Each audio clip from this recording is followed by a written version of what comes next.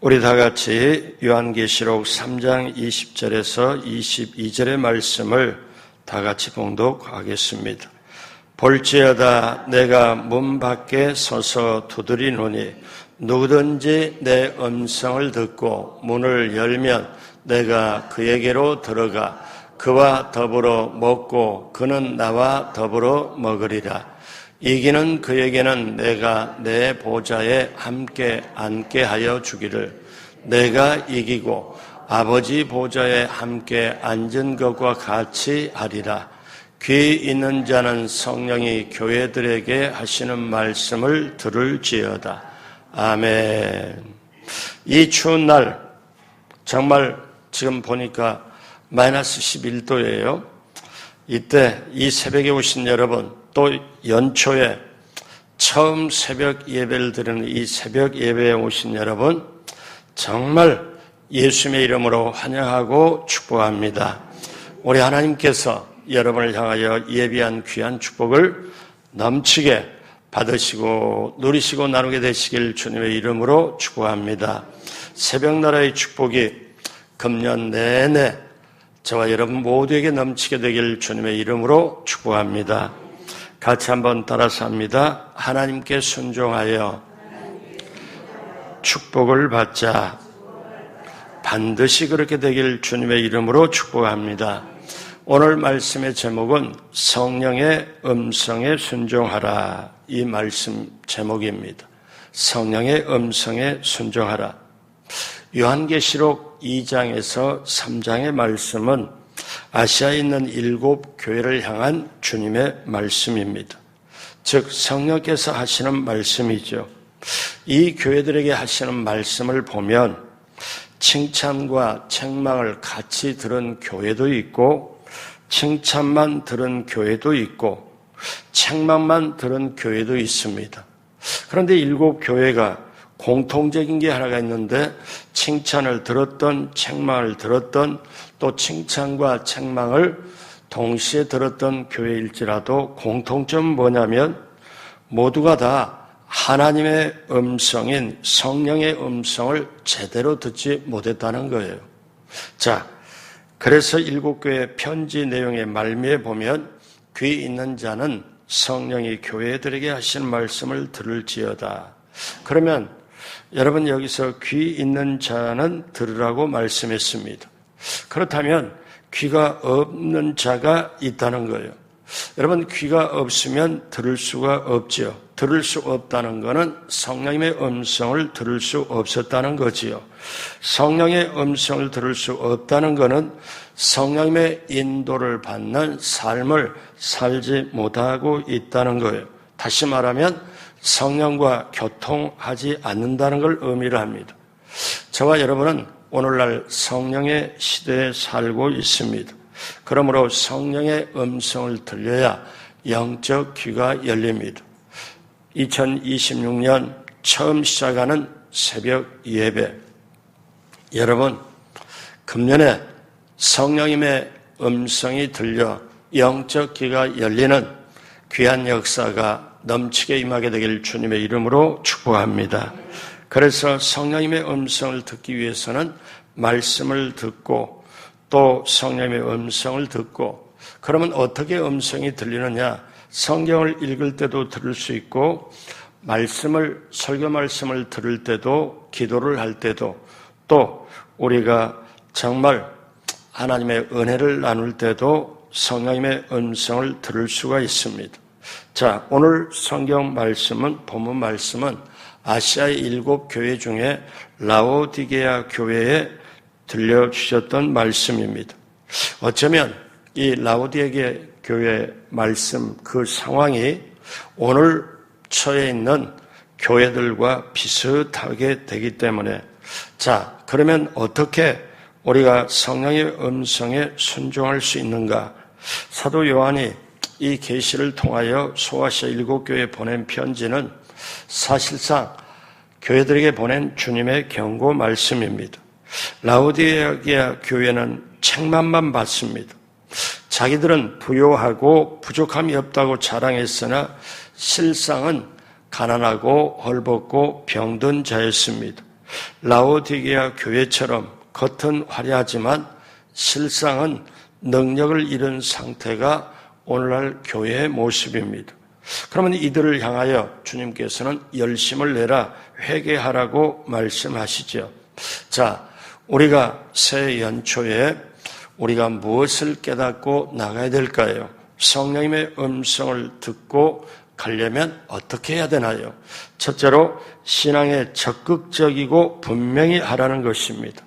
적극적이고 분명히 하라. 자, 요한계시록 3장 15절 16절 다 같이 합니다.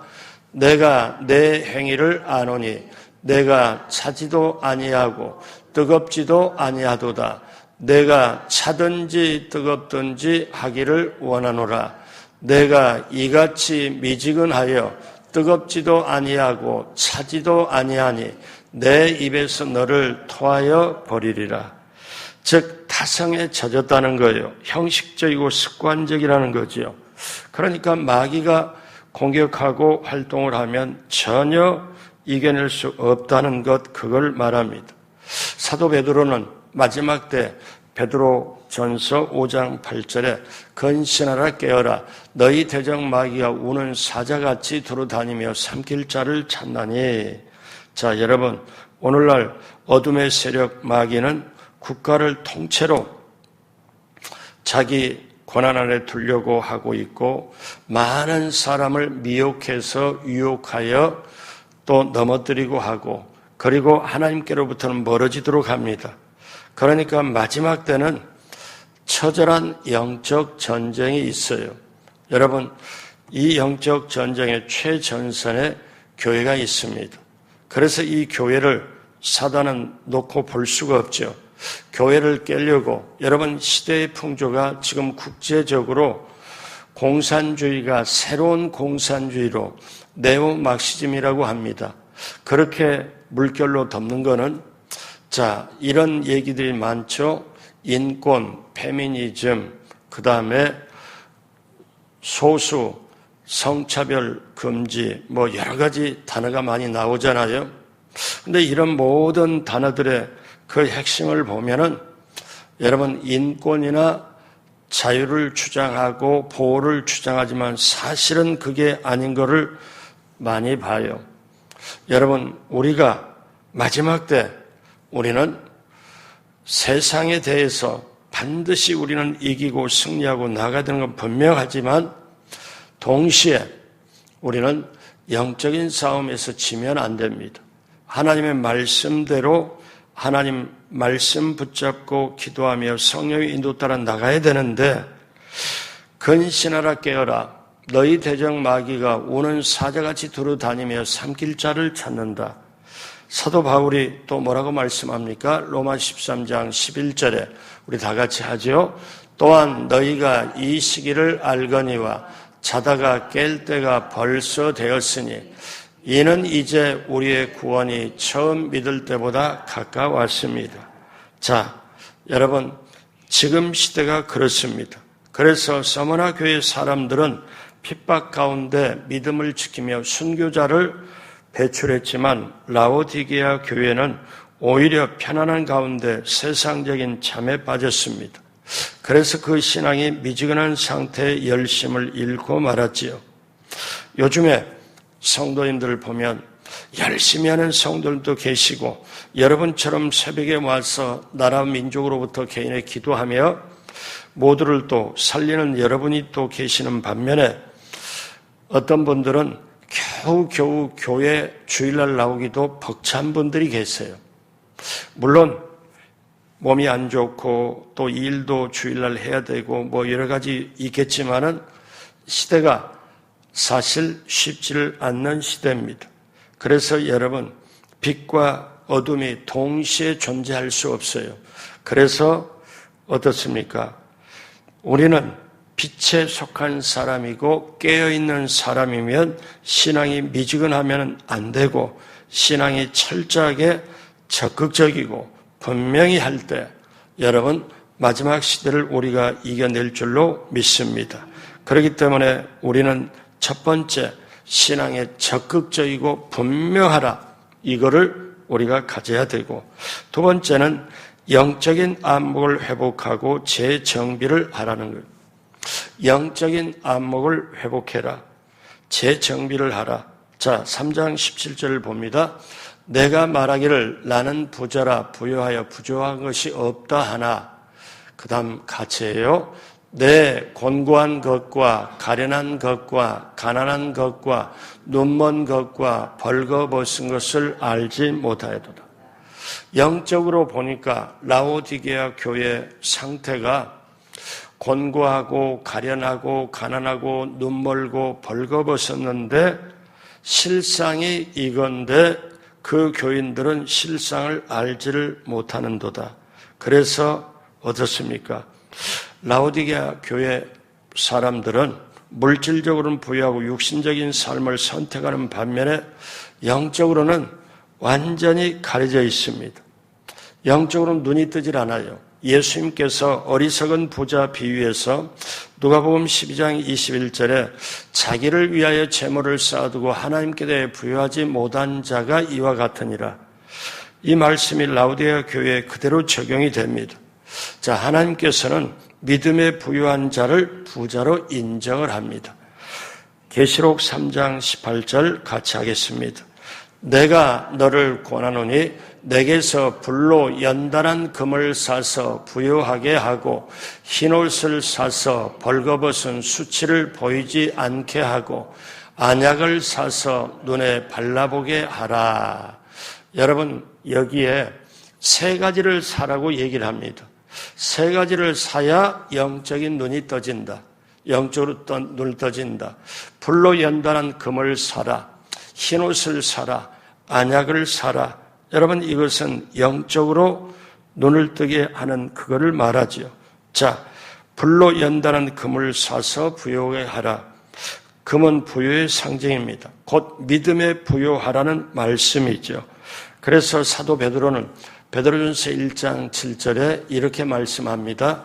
너희 믿음의 확실함은 불로 연단하여 없어질 금보다 더 귀하여. 성경에는 믿음이 금보다 귀하다고 표현을 분명히 해요. 여러분, 믿음의 부자가 되길, 믿음이 부유하게 되길 주님의 이름으로 축복합니다. 오늘 저녁에 금요 성령 대망의 새 첫 금요 성령 대망이잖아요. 제가 믿음으로 승리하는 것에 대해서, 믿음에 대해서 확실하게 말씀을 드리려고 작정하고 있습니다. 여러분, 우리가 세상에서는 금이 제일이다, 보석이 제일이다 하지만은 금이, 보석이 값이 나고 귀하지만 우리가 가지고 있는 믿음은 금보다 더 귀하다. 여러분, 그 믿음의 부유한 자가 되길 주님의 이름으로 축복합니다. 그래서 우리가 오늘 두 번째 말씀에 뭐라고 말씀합니까? 거기에 우리에게 금보다 더 믿음이 귀하다고 말씀하면서 우리는 꼭 알아야 될 게 갈라디아서 5장 17절에 육체의 소욕은 성령을 거스리고 성령은 육체를 거스리나니 이 둘이 서로 대적함으로 너희가 원하는 것을 하지 못하게 하려 함이라. 여러분, 우리 마음속에 육체의 욕심, 성령의 원함, 이 두 가지가 늘 함께 평생에 이게 있어요. 예수 믿는 사람에게. 그런데 육체의 일은 현저합니다. 즉 어때요? 자기 욕심을 추구하고 여러 가지 불협화음을 가져오지요. 그렇기 때문에 성령의 원하심, 성령을 모시고 육체의 소욕을 이걸 이겨내면 우리는 성령의 사람으로 없어질 금보다 더 귀한 믿음 가지고 우리는 신앙생활을 하게 될 줄로 믿습니다. 그래서 우리가 가장 경계해야 될 것은 영적인 가난함입니다. 영적인 가난함. 그래서 우리는 이것을 봐야 되는데 오늘 금을 사서, 두 번째는 뭐냐면 흰옷을 사서 입어 벌거벗은 수치를 보이지 않게 하라고 말씀합니다. 흰옷을 사서. 그러면 계시록 19장 8절에 흰옷이 뭐냐? 그에게 빛나고 깨끗한 세마포 옷을 입도록 허락하셨으니 이 세마포 옷은 성도들의 옳은 행실이로다 하더라. 성도들의 옳은 행실이로다 하더라.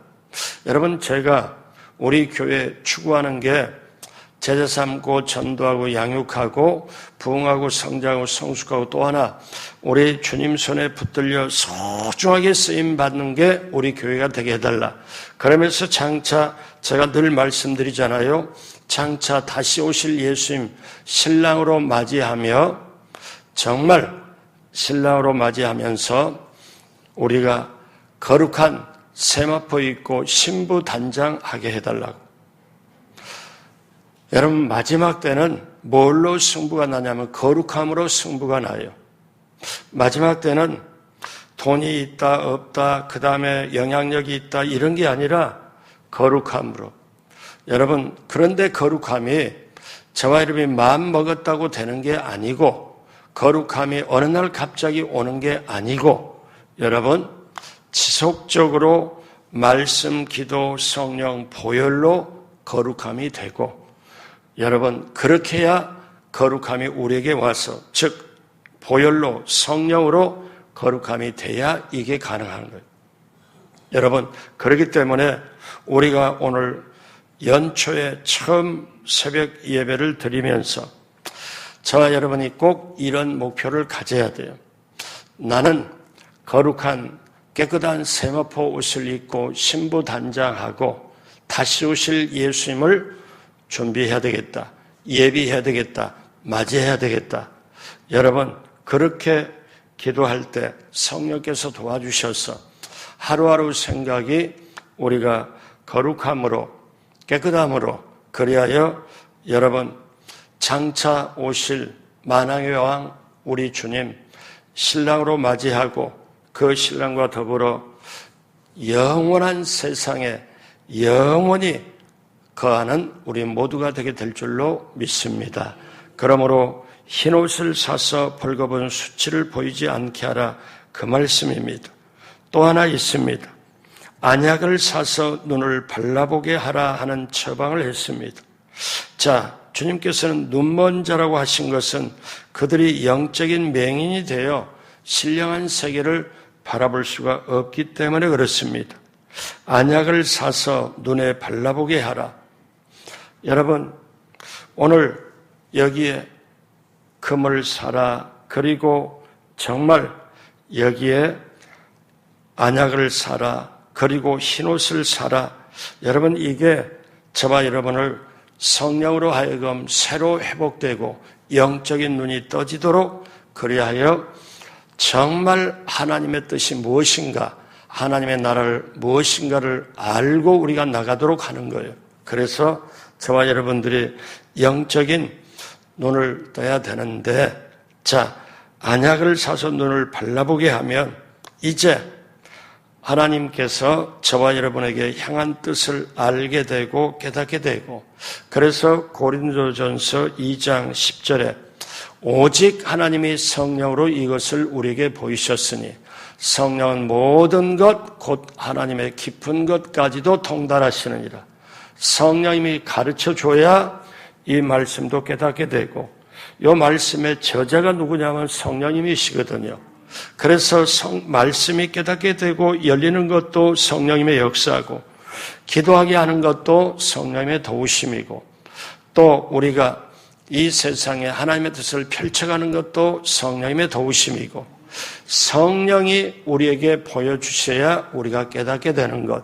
그러므로 사랑하는 여러분, 우리가 정말 성령님을 우리가 새해에는 더욱더 인자하고 환영하고 모셔드리고 의지하여 뭘 하든지 성령님께 물어보고 해야 되겠습니까? 하지 말아야 되겠습니까? 제가 이렇게 하려고 하는데 성령님 괜찮으십니까? 성령님이 원하신 뜻이면 소원이 불일듯 일게 하고 이것을 능력 있게 추진할 수 있도록 성령님 도와주십시오. 여러분, 그렇게 기도하고 나가길 주님의 이름으로 축복합니다. 그래서 계시록 3장 19절 오늘 말씀에 무릇 내가 사랑하는 자를 책망하여 징계하노니 그러므로 내가 열심을 내라 회개하라. 우리 성령께서는 저와 여러분에게 미지근한 라오디게아 교회에게 오늘 저와 여러분들에게 열심을 내라 그리고 회개하라 이 말씀을 하고 계십니다. 자, 그러면 우리는 이제 어떻게 더 확실하게 해야 될까요? 셋째로 주님의 음성을 듣고 모시고 함께 나아가라는 거예요. 자, 여러분 같이 한번 따라서 하겠습니다.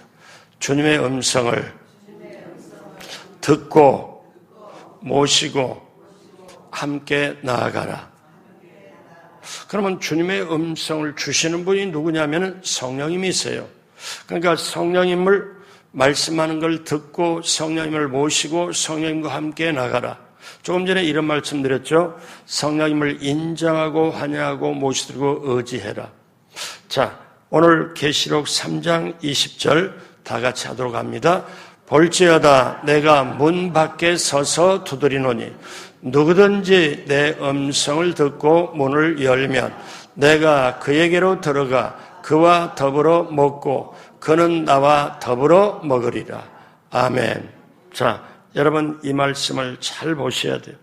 예수님과 우리 사이, 성령님과 우리 사이 만약에 담이 쌓아졌다면 우리는 교통이 안 됩니다.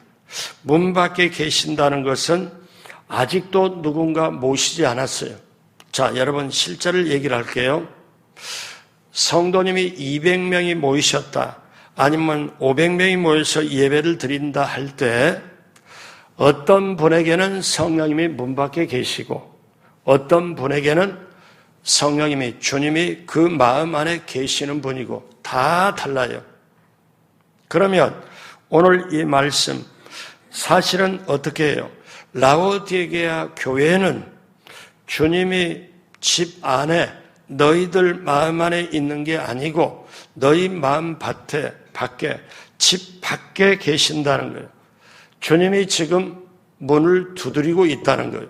너희 마음에 들어가야 되는데 너희 집에 들어가야 되는데 실상 너희들은 깨달아라. 너희 집 안에 주님이 안 계셔. 너희 마음 안에 주님이 안 계셔. 주님이 어디 계시냐? 지금 문 밖에서 문을 두드리고 있다는 거예요. 여러분 이거는 얼마나 역설적인 참 불행한 얘기입니까? 그래서 오늘 이 라오디게아 교회에 주시는 이 말씀은 불신자에게 주는 말씀이 아니에요. 오늘날 교회에게 주시는 말씀이에요. 오늘날 저와 여러분에게 주시는 말씀이에요. 여러분 처음부터 문이 닫힌 불신자에게 주시는 마음이 아니라 12제자를 부를 때도 그랬고 사도 바울을 부를 때도 그렇고 우리 성령님께서 그 마음속에 들어가서 주님의 음성을 듣게 하고 그들에게 영적인 눈으로 뜨게 하고 그들을 인도하는 주님의 마음. 그러면 왜 예수님이 라오디게아 교회에 들어가시지 못했을까?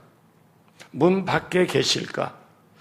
이거는 그들의 인본주의 때문에 그래요. 오늘날 이 시대가 인본주의가 너무너무 세졌죠. 왜? 교회 안에서 봉사 헌신한다면서도 세상의 생각, 자기 생각 가지고 해요. 여러분 이거는 정말 힘든 거예요. 위험한 거예요. 그래서 어떻습니까? 시대가 가면 갈수록 인본주의 생각이 너무 많아요. 인본주의가 뭐냐? 사람이 제일이고 사람 중심이고 사람의 생각이 제일이다. 그래서 사람의 생각으로 모든 걸 그렇게 하려고 해요. 그런데 우리가 신앙의 세계는 사람의 세계를 밑바탕으로 갈 수도 있지만은 여러분 신앙의 세계는 믿음의 세계고 하나님의 세계고 하나님의 관점으로 바라보는 거예요. 인간의 세계는 인간의 생각으로 바라보는 거예요. 그래서 우리가 저나 여러분이나 마음문을 열어야 돼요. 자, 여러분 홀만 헌트라는 화가가 그린 세상의 빛이라는 그림이 있습니다. 여러분 저 그림 어떤 분은 저 그림을 실제로는 세상의 빛이라는 그림인데 저 그림이 뭐냐면은 각색이 돼가지고 여러분 성화 가게 이렇게 가면은 예수님 문 밖에 두드리는 그런 그림으로도 보여져요. 근데 예수님이 문을 두드리는 예수님이라는 별명이 붙었어요. 저 그림에. 그러면 저 그림이 뭐를 말하느냐? 그림을 자세히 보면은 문에 문고리가 없습니다. 문고리가 없어요. 문고리가 없어가지고 밖에서는 문고리가 없어서 잡아당겨서 열 수가 없어요. 그 문은 안에서만 열어줘야 돼요. 그런데 예수님이 밖에서 문을 두드리고 있고 예수님이 바싹 다가가서 문을 두드리시고는 조용히 귀를 기울이고 계시는 모습입니다. 그림을 자세히 보면 말씀드린 문고리가 없어요. 사람들은 이것을 보고 혹시 미완성의 그림이냐? 그게 아니고 이거는 완성의 그림인데 이 홀만 헌트라는 분이 요한계시록 3장 20절에 이 말씀을 가지고 그 말씀에 영감을 얻어 그대로 기도하면서 그린 그림이 그러면서 누구든지 내 음성을 듣고 문을 열면 내가 그에게로 들어가 그와 더불어 먹고 그는 나와 더불어 먹고 마시리라. 즉 예수님과 함께 잔치를 한다는 거지요. 여러분 이게 진정한 살아있는 신앙의 모습이고 그리스도인의 모습이에요. 초대교회는요 예수님을 그들의 마음에 모셨어요. 그러다 보니까 그들이 어떻게 하느냐? 늘 모이면 잔치예요. 어떻게 잔치냐? 사도행전 2장 46절로 47절에 날마다 마음을 같이하여 성전에 모이기를 힘쓰고 그 다음 같이 합니다. 집에서 떡을 떼며 기쁨과 순전한 마음으로 음식을 먹고 하나님을 찬미하며 또 온 백성의 칭송을 받으니 주께서 구원받는 사람을 날마다 더하게 하시느니라.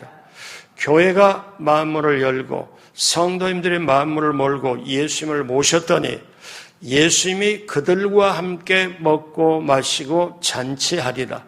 여러분 이것이 진정한 교회의 모습입니다. 이렇게 되면은 어떻게 돼요? 결과가 어떻습니까?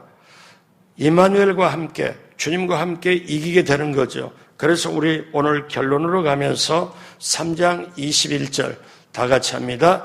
이기는 그에게는 내가 내 보좌에 함께 앉게 하여 주기를 내가 이기고 아버지 보좌와 함께 앉은 것과 같이 하리라. 이기는 그에게는 즉 성령님을 마음에 모시고 성령님이 인도 따라 가는 그에게 성령님이 음성을 듣고 가는 그에게는 이기게 하는데 이기고 완전히 이겨서 하나님 보좌에 앉은 것과 같이 하리라. 그래서 3장 22절 오늘의 결론입니다. 귀 있는 자는 성령이 교회들에게 하시는 말씀을 들을지어다. 사랑하는 여러분, 금년 한 해 우리는 이제 새해가 밝았습니다. 그러면 이제 살아내야 되고 이겨내야 되고 우리는 승리를 해야 되고 세상도 이기고 시대도 이기고 죄도 시험도 유혹도 이겨내야 되고 하나님이 원하는 길로 우리는 정확하게 확실하게 우리는 가야 돼요. 그러려면은 우리는 저나 여러분이나 성령님의 음성을 듣고 그 음성에 순종하여 가야 됩니다. 금을 사고 흰옷을 사고 안약을 사서 우리의 모든 영적인 모습을 제대로 보고 우리 하나님께 정말 미지근하거나 그러지 말고 분명하게 확실하게 성령님을 모시고 우리 주님 모시고 우리가 갈 때 주님이 나와 함께 임마누엘 하여 우리는 반드시 승리하게 될 줄로 믿습니다. 그런 새해가 되길 주님의 이름으로 축복합니다. 기도하겠습니다. 하나님 아버지 감사합니다. 새해가 밝았습니다. 이제 한 분 한 분 모두가 우리 하나님 성령님을 모시고 날마다 순간순간마다 금년 새해 한 해 동안에 온전히 성령님의 음성을 듣고 순종하며 승리할 수 있도록 함께하여 주옵소서. 감사하며 예수님의 이름으로 축복하고 기도드립니다. 아멘.